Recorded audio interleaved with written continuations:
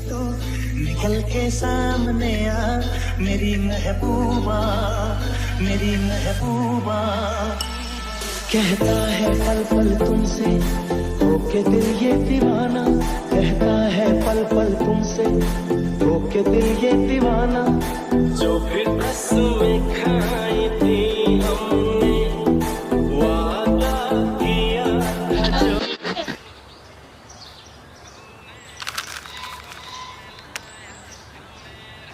वैसे भैया आज सिलेंडर नहीं है तो चाय थोड़ा लेट बनेगा, ऐसी कोई दिक्कत वाली बात नहीं है, बस थोड़ा सा टाइम लगेगा। तुम जितना टाइम लगाओ मुझे फ़र्क नहीं पड़ता, बस थोड़ा जल्दी करना है क्योंकि मुझे आज काम पे थोड़ा जल्दी जाना है, थोड़ा इम्पोर्टेंट काम है। और हाँ, अगर तुमने चीनी थोड़ी ज़्यादा डाली है तो मैं तुम्हारे पैसे भी काट लूँगा, ये ध्यान रखना, बाद में मत बोलना फिर तुम मुझे। जैसा आपका हुक्म जनाब, मैं चीनी भी कम रखूँगा और आपकी चाय भी टाइम पे आ जाएगी, आप बस चिंता मत करो, बस थोड़ी देर के लिए इंतज़ार करो, जल्दी अखबार भी आ जाएगी नई वाली और साथ ही थोड़ी देर में सिलेंडर भी आ जाएगा। बस माफ़ी चाहूँगा, थोड़ी देर के लिए आपको इंतज़ार कराना पड़ रहा है मुझे, अब हमारी भी मजबूरी है ना।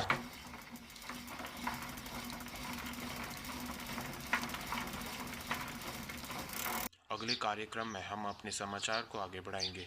अब तक आप सुन रहे थे रेडियो 93 FM। हमारे साथ बने रहे। सूत्रों के हिसाब से हमें सूचना मिली है कल रात को दुनिया का सबसे बेशकीमती हीरा चोरी हो गया है। हम अपने दर्शकों की जानकारी के लिए बता दें, ये हीरा कोई आम हीरा नहीं था, इसके पीछे काफ़ी बड़ी कहानी जुड़ी है और ये हीरा सरकार को खुफिया जंगलों के पीछे मिला है, जो जंगल मध्य प्रदेश के एक बहुत बड़े ज़िले में है। और ऐसा माना जाता है कि ये हीरा अब तक का सबसे बेशकीमती हीरा था। लाखों करोड़ों सालों से भटक रही आसमान में ये चीज़, एक बड़ा सा पत्थर अचानक से एक दिन आगे हमारी पृथ्वी पे गिर जाता है। कोई नहीं जानता उसके पीछे की कहानी क्या है। वैसे तो इसके पीछे कई कहानी बताने वाले लोग घूमते हैं और कुछ लोग तो ये भी मानते हैं इसकी भविष्यवाणी बहुत पहले से कर चुकी थी, पर क्या कोई जानता है इसके आगे क्या होने वाला था।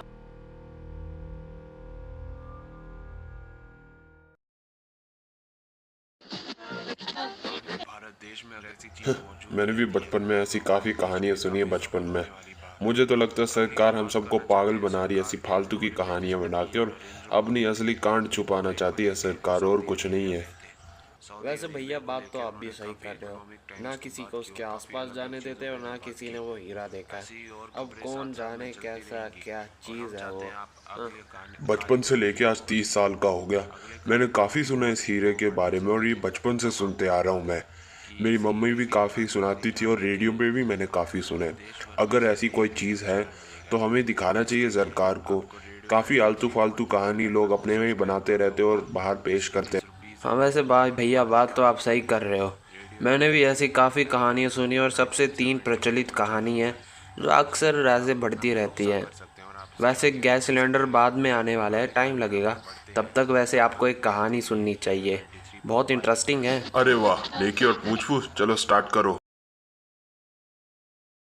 संसार में कुछ चीज़ें ऐसी भी हैं, इवन तक कि हमारी पृथ्वी में भी कुछ ऐसी चीज़ें हैं जो कब से है, उसका अस्तित्व कब से है कोई नहीं जानता, पर ऐसी ही अजीब चीज़ों का महत्व एक एक इंच का रहता है, एक एक पाई का। कितनी अजीब सी बात है ना, ऐसी चीज़ें हमारे बीच में रहती है और हमें पता ही नहीं, हमारे आसपास है, हमारे आंखों के सामने है पर हमें दिखता नहीं है। ऐसी ही कई चीज़ों में से एक है ये हीरा। ये हीरा पता नहीं कितने समय से, कितने वर्षों से इस पृथ्वी पर मौजूद है।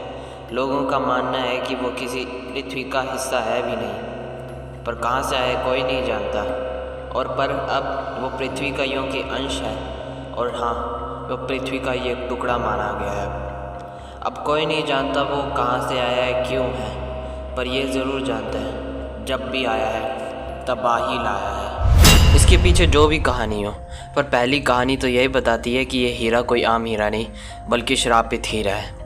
हाँ, इस हीरे को श्रापित माना जाता है। बे सुनने में थोड़ा मजाक ज़रूर लगता है, पर इसके पीछे की जब कहानी सुनी जाती है तो रोंगटे खड़े हो जाते हैं। और कहने की बात है कि ये कहानी असली भी है, इतिहास के पन्नों में छपी है। जहाँ जहाँ ये हीरा गया है वहाँ तबाही लाया है, फिर भले ही कोई कितना ही बड़ा साम्राज्य हो, कितना ही बड़ा महाराज हो, यहाँ तक कि इसने भगवानों तक का नहीं चढ़ा, भगवान देवता।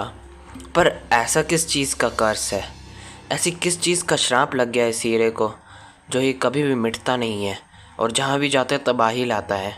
इस हीरे का नाम भी कुछ लोगों ने तबाही हीरा रख दिया, पर जो भी ये अजीब सा नाम हो, ये हीरा श्रापित तो ज़रूर है। यहाँ तक कि कुछ लोग तो वर्ल्ड वॉर 1 और 2 को इसी हीरे के साथ जोड़ते हैं, इनडायरेक्टली ही सही। ये बात है कई अरबों साल पहले की, जब दुनिया के सारे शक्तिशाली लोग एक साथ एक मैदान पे युद्ध में उतरे थे। इतना बड़ा युद्ध था वो, आज भी माना जाता है विश्व का सबसे बड़ा युद्ध था।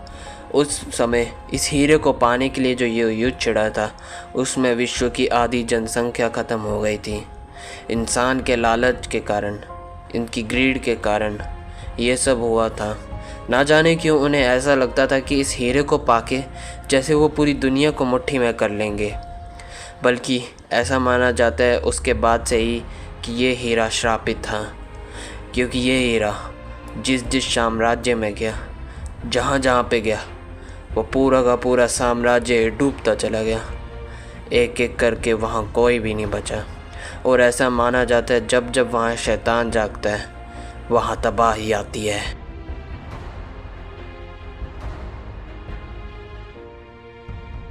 और अब अगर ये खबरों की बात सच निकली कि अगर ये सच में गायब हो गया है और अगर किसी ने इसके अंदर के शैतान को जगा दिया, तो भैया समझ जाओ कि हमारे लगने वाले हैं बहुत बुरे।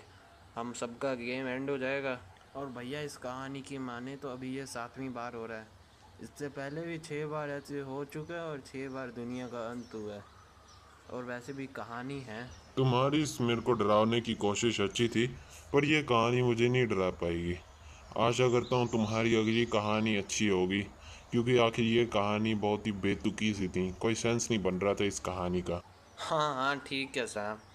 अब अगली कहानी सुना रहे हो, उसको थोड़ा ध्यान से सुनना, क्योंकि इस कहानी में थोड़ा आपको दिमाग लगाना पड़ेगा। ये थोड़ी वैसी टाइप की कहानी है, पर इसको सुन के मैं वादा करता हूँ आपको मज़ा ज़रूर आएगी। तो थोड़ा ध्यान से सुनो भैया। ठीक है, तुम जल्दी से सुनाना तो स्टार्ट करो, फिर देखेंगे हम लोग। ये बहुत समय पुरानी बात है। एक लकड़हारे को जब वो नदी से गुजर रहा था, उसको नदी में कुछ चमकती हुई चीज़ दिखी। उसको वो एक हीरा दिखा। वो जैसे ही उस हीरे को निकालने जा रहा था, उसके छूते ही वहाँ एक सफ़ेद रंग की एक अजीब सी लड़की बाहर आ गई। ये लड़की ना तो इस चीज़ का रूप था ना रंग था, बस चमकती हुई सफ़ेद आंचल में ये औरत ना जाने कौन थी। जिससे भी मिलती बस एक सवाल पूछती, मैं जितनी ज़्यादा हूँ उतनी बुरी हूँ, पर मैं जितनी कम हूँ इतना इंसान को तोड़ दूँ। अगर किसी के पास इस सवाल का जवाब न हो तो ये लड़की उसे उसी क्षण ही मार देती है, और अगर हो तो ये लड़की उसे अपने साथ कहीं और ले जाती है। ऐसा माना जाता है अब तक किसी ने इस चीज़ का जवाब नहीं दिया, पर अगर किसी ने दिया तो वो उसे अपने साथ कहीं और ले जाएगी।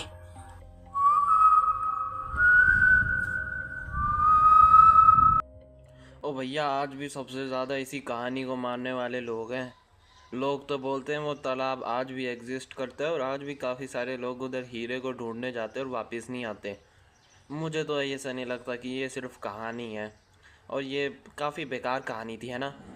अगर मैं अपनी बात करूं तो मेरे को तो सबसे अच्छी कहानी यही लगी, क्योंकि इसमें पहेलियां भी है और मुझे काफ़ी सारे ऐसे पहेली में गैस मारने की आदत है। तो मेरे को लगता है इस पहेली का उत्तर होगा इंसान की लालच, क्योंकि वही कभी टूटती नहीं। इंसान की लालच कभी टूटती नहीं, पर जब टूटती है तो बहुत बुरी टूटती है। बात तो आपने बिल्कुल सही की भैया।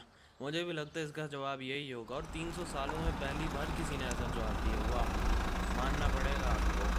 वैसे बता दो कि अगर आपने सही जवाब दिया तो उठा लेगी। मजाक कर रहा हूँ, ये सिर्फ कहानी है। लगता है सिलेंडर आ गया, मैं चलता।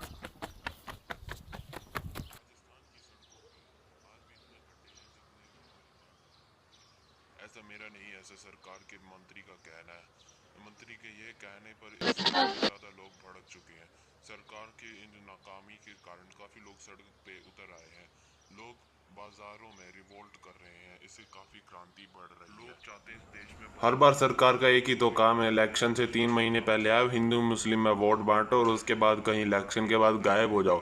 फिर 5 साल बाद वापिस आएंगे, हिंदू मुस्लिम करके चले जाएंगे। किसी को कोई लेना देना नहीं, सड़कें कहाँ बन रही क्या बन रही है, सब टूट फूट रहा है। इन छोटे मोटे रिवोल्ट से उन्हें कुछ फर्क भी नहीं पड़ेगा। एक बार उनको ऐसा बड़ा झटका लगे ना। क्या संभालेगी। एक जनता में हमारे संवाददाता जुड़े हैं, उनका कहना है कि सरकार की नीतियां इतनी बुरी है कि आज के समय में ऐसी नीतियां किसी काम की नहीं है। न्यूयॉर्क जैसे बड़े शहर की नीतियां भी हमारे सरकार के सामने फेल पड़ जाती है, ऐसा हमारे प्रधानमंत्री का कहना है। पर क्या अगर ऐसा सच में है तो फिर हम उनसे इतना पीछे क्यों हैं? क्यों हमारा देश ऐसी चीजों में मार खा जाता है? मुझे अभी किसी की अजीब सी सीटी मारने की आवाज़ तो आई, पर लगता है वो सिर्फ मेरा वहम था। ऐसे मेरे आजकल भी कान बजने लगे हैं, और ऐसे अजीब सी सीटी कोई सुबह सुबह क्यों ही मारेगा, है ना। अभी तो सुबह के 7 बज रहे और मुझे तैयार भी होना है। जल्दी से बस मेरी चाय आ जाए, कितना टाइम लगेगा। मुझे अंदर से इतना डर क्यों लग रहा है? हो क्या रहा है मेरे साथ?